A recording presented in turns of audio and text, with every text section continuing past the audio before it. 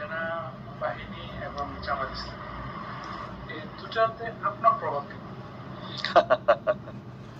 সেনাবাহিনী সেনাপ্রধান চালায়, আমার প্রভাবের কোনো সুযোগ নেই এখানে।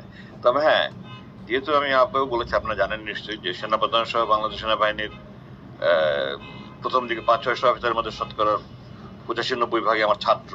তারা ব্যক্তিগতভাবে আমাকে শ্রদ্ধা করে, কিন্তু সেনাবাহিনী পরিচালনা, সেনাবাহিনীর কার্যক্রম, সেনাবাহিনীর অপারেশন, সেনাবাহিনীর প্রশিক্ষণ, এগুলির ব্যাপারে আমার কোনো প্রভাব থাকার সুযোগই নেই এখানে।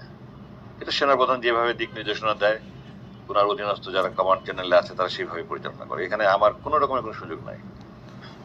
আর জামাতের সাথে আমার আনুষ্ঠানিক অনানুষ্ঠানিক কোনো সম্পর্কই নেই। আপনারা কেউ প্রমাণ দিতে পারবে আমি জামাতের কোনো রকমের কোনো সাংগঠনিক প্রক্রিয়ার সাথে কোনো রকম জড়িত নাই। যেখানে আপনার 19 জুলাই যে জামাতের মিটিং হলো, ওগুলি সব মানে শহীদ নেতাদের সন্তানরা ওখানে ছিল, আমি ছিলাম না ওখানে।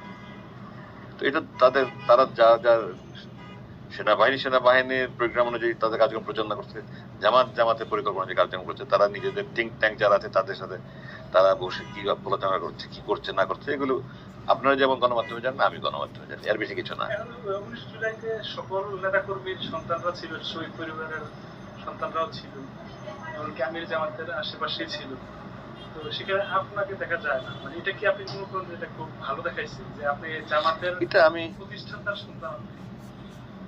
এটা মানে পক্ষে বিপক্ষে দুই পক্ষে কথা বলা যায়। এটা মানে এখন এগুলো নিয়ে ভিতরে যে আসলে দ্বন্দ্ব আছে, এটা কি প্রকাশ করে না? না, এটা আবার ছেলে হিসাবে আমাকে না ডাকাটা জামাতের ভিতরে দ্বন্দ্বের কোনো বই প্রকাশ বলে আমি মনে করি না। কারণ আমাকে আমি যেহেতু জামাতের সাথে সম্পৃক্ত হইনি, এই হিসাবে আমাকে ডাকেনি। আবার ছেলে হিসাবে আমি আলাদা কোনো মর্যাদা পাবো, কোনো সম্মান পাবো, কোনো সুযোগ পাবো আমি চাই না কখনো। আল্লাহ আমাকে যা দিয়েছেন, আমি সবসময় বলেছি আমার বাবা মার দোয়া, আল্লাহর দয়া দিয়েছেন। আমি আমার পরিচয় আলহামদুলিল্লাহ পরিচিত। আমি বাবার পরিচয় দিয়ে অতিরিক্ত কোনো সুযোগ সুবিধা নেওয়ার পক্ষে আমি নই। তো আমার কাছে এখন পর্যন্ত, আমি আপনাকে সাক্ষাৎকারের মধ্যে বলেছিলাম যে আমি রাজনীতি করবো না, এমন কোনো পণ করিনি আমি। এই মুহূর্তে আমাকে কয়েকদিন আগে খুব সিনিয়র জেনারেল আমাকে ডেকেছিলেন, তারপর কয়েকদিন আগে কয়েকদিন মানে এই মাসের শুরুর দিকেই জেনারেল নুরুদ্দিন, সাবেক সেনাপ্রধান এবং মন্ত্রী জেনারেল নুরুদ্দিন, উনিও আমাকে ওনার বাসায় ডেকেছিলেন। আমি গিয়েছিলাম। আরেকজন সিনিয়র জেনারেল নুরুদ্দিন সমপর্যায়ের, দুইজনই আমাকে বলেছে তুমি কেন রাজনীতি করছো না, রাজনীতি কেন সুযোগ দিচ্ছ না।